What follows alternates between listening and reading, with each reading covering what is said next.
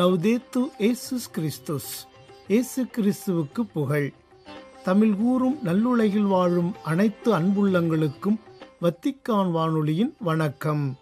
இறைவன் உங்கள் உள்ளத்தையும் இல்லத்தையும் தன் அன்பாலும் அருளாலும் அமைதியாலும் இன்றும் என்றும் நிரப்புவாராக.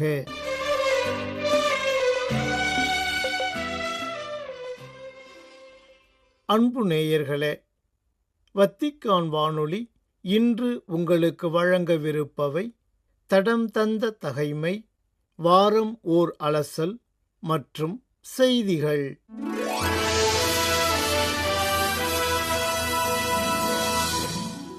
மார்ச் 23. புனித துரிபியுஸ்.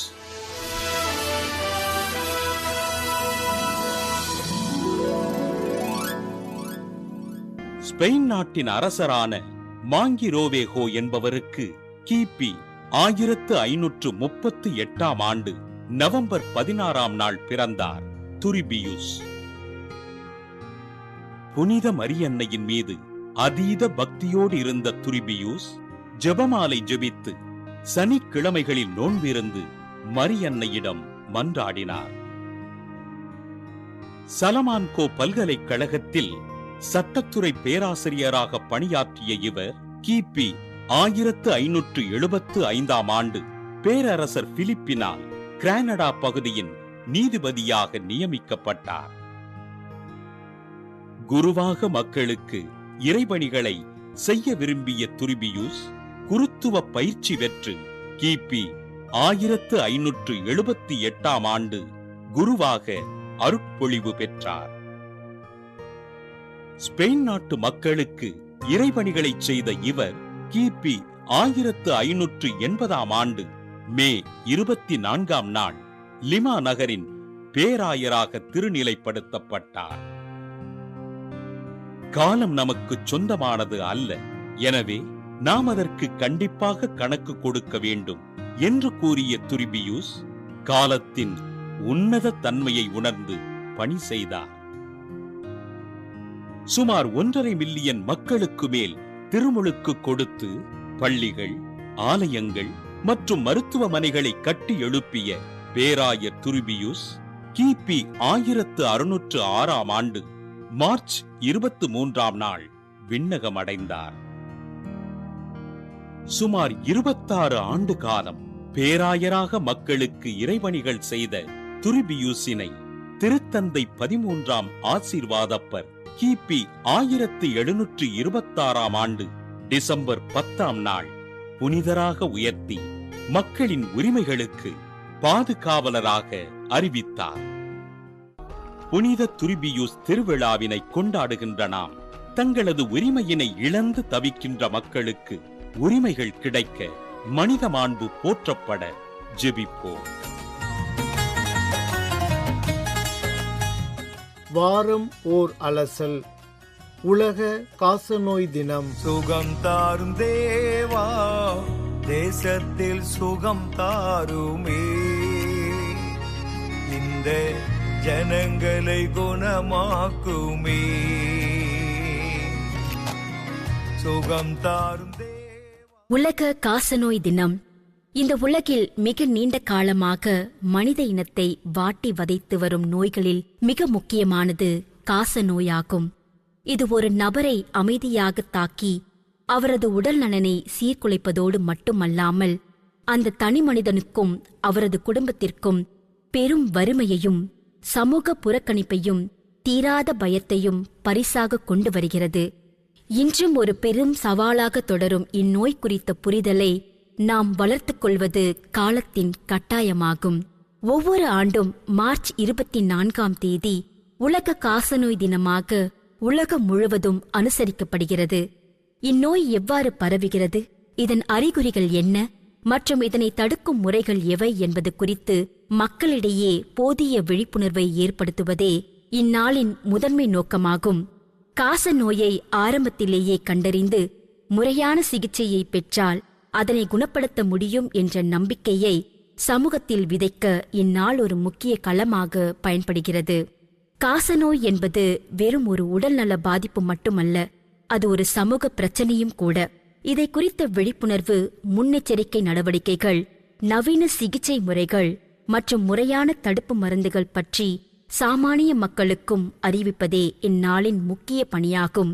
நாம் அனைவரும் விழிப்புணர்வுடன் செயல்பட்டு முறையான மருத்துவ ஆலோசனைகளை பின்பற்றினால் இந்த அமைதியாக தாக்கும் நோயிலிருந்து மனித குலத்தை பாதுகாத்து காசநோய் இல்லாத உலகை படைக்க முடியும். காசநோய் தினத்தை கடைபிடிப்பதற்கு மார்ச் 24ஆம் தேதி தேர்ந்தெடுக்கப்பட்டதற்கு ஒரு மிக முக்கியமான மருத்துவ கண்டுபிடிப்பு பின்னணியாக உள்ளது. 1882ஆம் ஆண்டு மார்ச் 24ஆம் தேதி அன்றுதான் ஜெர்மனி நாட்டை சேர்ந்த புகழ்பெற்ற மருத்துவரான டாக்டர் ராபர்ட் கோச் காசநோயை உண்டாக்கும் நுண்கிருமியான மைக்கோபாக்டீரியம் டியூபர்குலோசிஸ் என்ற பாக்டீரியாவை கண்டுபிடித்து உலகிற்கு அறிவித்தார். அதுவரை குணப்படுத்த முடியாத மர்மமான நோயாக கருதப்பட்ட காசநோயை கண்டறியவும் அதற்கான சிகிச்சைகளை உருவாக்கவும் இந்த கண்டுபிடிப்பு ஒரு திருப்பு முனையாக அமைந்தது. டாக்டர் ராபர்ட் கோச்சின் இந்த மகத்தான சாதனையை நினைவு கூறும் வகையிலும் காசநோய் ஒழிப்பு பணிகளை துரிதப்படுத்தவும் மார்ச் 24ஆம் தேதியை உலக காசநோய் தினமாக ஐக்கிய நாடுகள் சபை அறிவித்தது.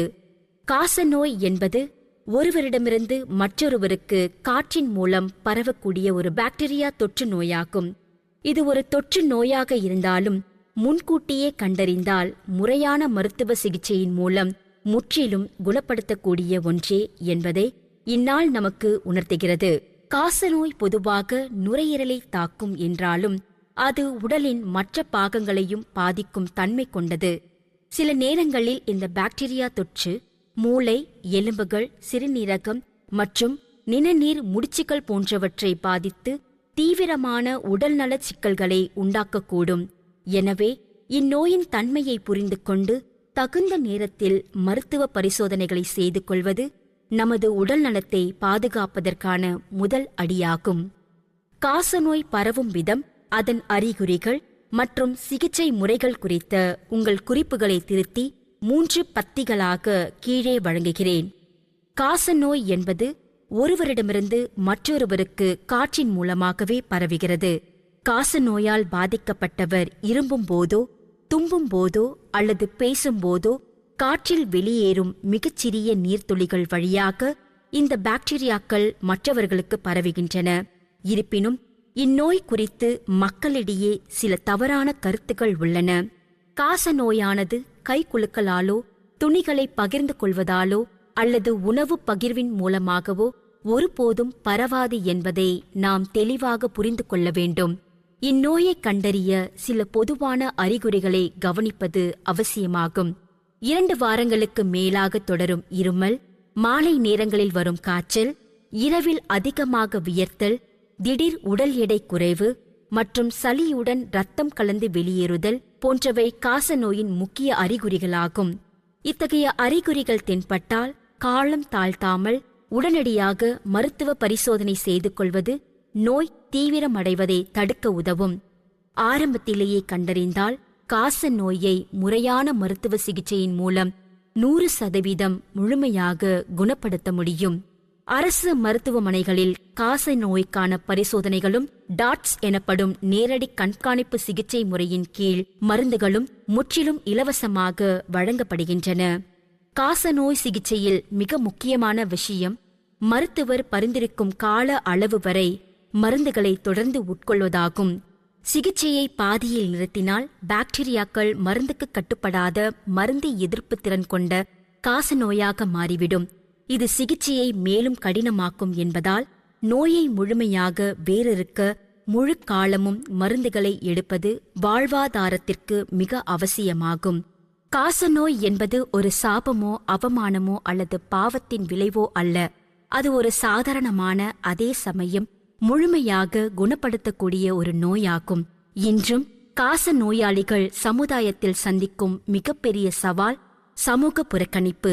இந்நோயால் பாதிக்கப்பட்டவர்களை தனிமைப்படுத்தாமல் அவர்களுக்கு தேவையான அன்பையும் மனதிடத்தையும் வழங்குவது அவர்கள் விரைந்து குணமடைய உதவும்.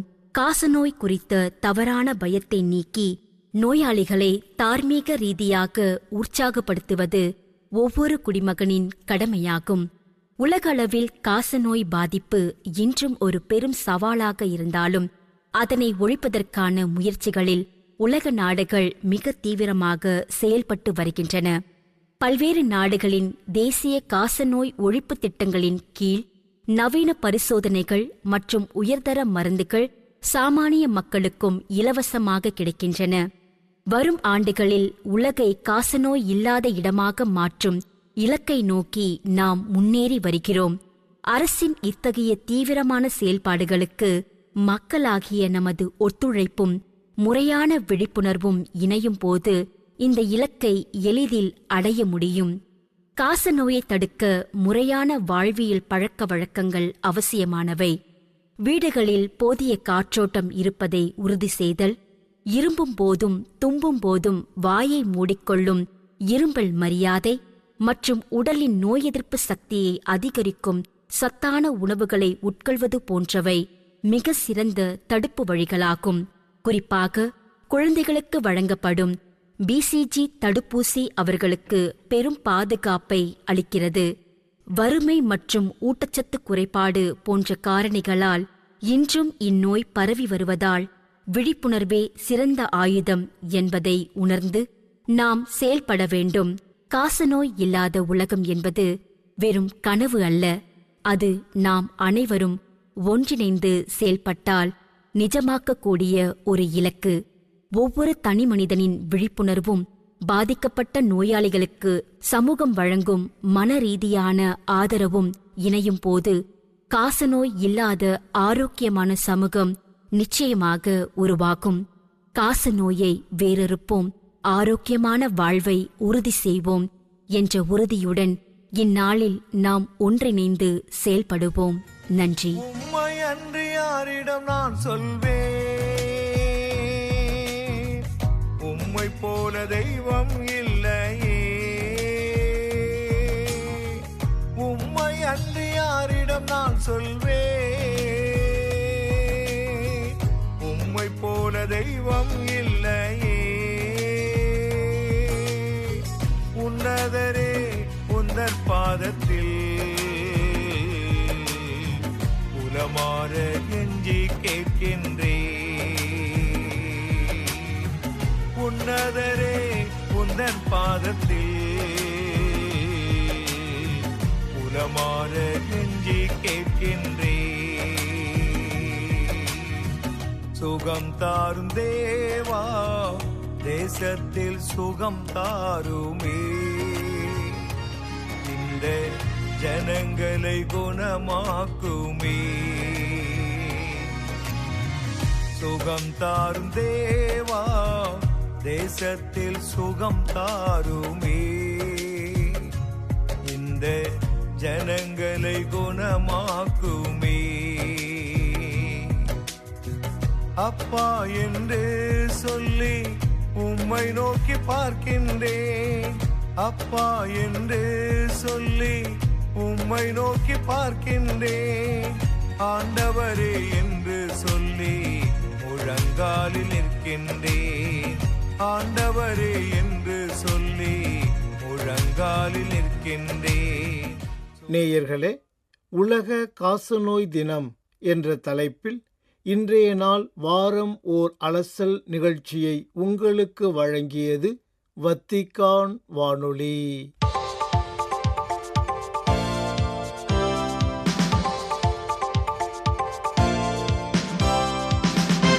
செய்திகள். இயேசு லாசரை உயிர்ப்பிக்கும் நிகழ்வு நமது ஆழமான தேவைகளை உணர்ந்து கொள்ளவும், தூய ஆவியாரின் உதவியுடன் சுயநலம், பொருள்பற்று, வன்முறை மற்றும் மேலோட்டமான தன்மை ஆகியவற்றில் நம்மை சிக்க வைக்கும் பழக்க வழக்கங்கள், மனப்பான்மைகள் மற்றும் சிந்தனை முறைகளிலிருந்து விடுபடவும் நம்மை ஊக்குவிக்கிறது என்று கூறினார் திருத்தந்தை 14ஆம் லியோ. மார்ச் 22 ஞாயிறன்று வத்திக்கான் புனித பேதுரு பெருங்கோவில் வளாகத்தில் கூடியிருந்த பல்வேறு நாடுகளைச் சேர்ந்த ஆயிரக்கணக்கான திருப்பயணிகளுக்கு வழங்கிய நண்பகல் மூவேளை இறைவேண்டல் உரையில் இவ்வாறு மொழிந்தார் திருத்தந்தை. இயேசு இறந்த லாசரை உயிர் பெற்றெழச் செய்யும் நிகழ்வு குறித்து நினைவூட்டிய திருத்தந்தை, திருமுழுக்கின் வழியாக நிலைவாழ்வு என்னும் கொடையை வழங்கும் இறப்பின் மீதான கிறிஸ்துவின் வெற்றியின் முக்கியத்துவத்தை குறித்து விசுவாசிகளிடம் வலியுறுத்தி கூறினார். உயிர்த்தெழுதலும் வாழ்வும் நானே. என்னிடம் நம்பிக்கை கொள்பவர் இறப்பினும் வாழ்வார். உயிரோடு இருக்கும்போது என்னிடம் நம்பிக்கை கொள்ளும் எவரும் என்றுமே சாகமாட்டார் என்று இயேசு மார்த்தாவிடம் கூறிய வார்த்தைகளை எடுத்துக்காட்டி விசுவாசிகளுக்கு நம்பிக்கை ஊட்டினார் திருத்தந்தை. புனித வாரம் நெருங்கி வரும் வேளையில் இயேசு மார்த்தாவிடம் கூறிய இந்த வார்த்தைகள் ஒரு வலிமை வாய்ந்த நினைவூட்டலாக அமைகின்றது என்று தெரிவித்த திருத்தந்தை, இது விசுவாசிகளை கிறிஸ்துவின் பாடுகள், இறப்பு மற்றும் உயிர்த்தெழுதல் குறித்து தியானிக்கவும், மீட்பு மற்றும் ஆன்மீக புதுப்பித்தலுக்காக இந்த நிகழ்வுகள் வழங்கும் அருளை தழுவிக்கொள்ளவும் அழைக்கிறது என்றும் சுட்டிக்காட்டினார். உலகம் நிலையற்ற இன்பங்களை தேடுவதை சுட்டிக்காட்டி, ஒவ்வொரு மனித இதயத்திலும் குடிகொண்டிருக்கும் நிலைவாழ்விற்கான ஆழமான ஏக்கத்தை பொருள்சார் பொருள்கள், புகழ் மற்றும் பொழுதுபோக்கு ஆகியவற்றால் பூர்த்தி செய்ய முடியாது என்று குறிப்பிட்டார் திருத்தந்தை. இறைபதமடைந்துள்ள ஜார்ஜியா கத்தோலிக்க ஆர்த்தடாக்ஸ் வழிபாட்டு முறை திரு அவையின் முதுபெரும் தந்தை 2ஆம் இலியா அவர்கள் பலருக்கு ஓர் ஆன்மீக தந்தையாகவும் ஒப்புரவின் குரலாகவும் ஒன்றிப்பை அயராது கட்டி எழுப்புபவராகவும் விளங்கினார் என்று கூறியுள்ளார் திருத்தந்தை 14ஆம் லியோ. மார்ச் 22 ஞாயிறன்று ஜார்ஜியா கத்தோலிக்க ஆர்த்தடாக்ஸ் வழிபாட்டு முறை திரு அவைக்கு அனுப்பியுள்ள இரங்கல் செய்தி ஒன்றில் இவ்வாறு புகழாரம் சூட்டியுள்ள திருத்தந்தை லியோ அவர்கள், பல ஆண்டுகளாக அன்பு, ஞானம் மற்றும் நற்செய்தியின் வல்லமையுடன் மக்களை வழிநடத்திய நல் மெய்ப்பர் என்று மொழிந்துள்ளார். மேலும் பாரம்பரியத்தை பாதுகாக்கவும், நம்பிக்கையை வளர்க்கவும், ஒன்றிப்பை மேம்படுத்தவும் இறைபதமடைந்த முதுபெரும் தந்தை 2ஆம் இலியா அவர்கள் மேற்கொண்ட முயற்சிகளை தனது செய்தியில் எடுத்துரைத்துள்ளார் திருத்தந்தை. எதிர்காலம் என பொருள்படும் அவ்வநீரே அமைப்பின் இயக்குநரான மார்க்கோ ஜிரார்தோவிற்கும் தனது 30வது ஆண்டு விழாவை கொண்டாடும் போப்போத்தூஸ் என்ற சிறுவர் வார இதழின் வாசகர்களுக்கும் கடிதம் ஒன்றை அனுப்பியுள்ளார் திருத்தந்தை 14ஆம் லியோ. மார்ச் 22 ஞாயிறன்று எழுதியுள்ள இந்த கடிதத்தில் குழந்தை பருவத்தின் தூய்மை மற்றும் மகிழ்ச்சியுடன் மீண்டும் இணையுமாறு வலியுறுத்தியுள்ள திருத்தந்தை, நவீன போர்களால் ஏற்படும் கொந்தளிப்புகளுக்கும் எண்ணிம தொழில்நுட்பத்தால் ஏற்படும் ஆபத்துகளுக்கும் பதிலளிக்கும் விதமாக இந்த அழைப்பை விடுத்துள்ளார். வேகமாக மாறிவரும் இவ்வுலகில் அமைதி மற்றும் புரிந்துணர்வை வளர்ப்பதில் ஊடகங்களின் முக்கிய பங்கை வலியுறுத்தியுள்ளார் திருத்தந்தை 14ஆம் லியோ.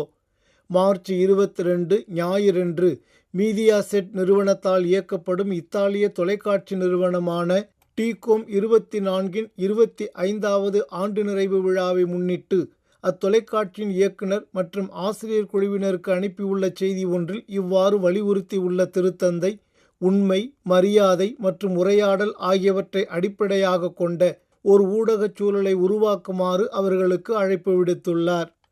உலகளவில் பெருகி வரும் வன்முறை மற்றும் பிரிவினைக்கு ஒரு மாற்று ஆற்றலாக செயல்படுமாறு அழைப்பு விடுத்துள்ளதுடன் ஒன்றிப்பு, உரையாடல் மற்றும் அமைதியின் அவசியம் குறித்தும் வலியுறுத்தினார் திருத்தந்தை 14ஆம் லியோ. மார்ச் 21 சனிக்கிழமையன்று காஸ்தோல் கந்தோல்ஃபோவில் இடம்பெற்ற ஃபோக்லாரே எனப்படும் அனைத்துலக ஆன்மீக மற்றும் சமூக மறுமலர்ச்சி இயக்கத்தின் பொது பேரவையை தொடர்ந்து அந்த இயக்கத்தின் உறுப்பினர்களை திருப்பிடத்தில் சந்தித்த போது இவ்வாறு கூறினார் திருத்தந்தை. நிறுவனத்திற்குள் வெளிப்படைத்தன்மை மற்றும் குழுவாக இணைந்து இறை விருப்பத்தை உணர்ந்து செயல்படுதல் ஆகிய இரண்டும் இவ்வமைப்பின் நோக்கத்தை பாதுகாப்பதற்கும் புதிய சவால்களுக்கு ஏற்ப தகவமைத்துக் கொள்வதற்கும் இன்றியமையாதவை என்று சுட்டிக்காட்டினார் திருத்தந்தை. நேயர்களே, இத்துடன் வத்திக்கான் வானொலியின் தமிழ் ஒலிபரப்பு நிறைவு பெறுகின்றது. உங்கள் செவிமடுத்தலுக்கு நன்றி. வணக்கம்.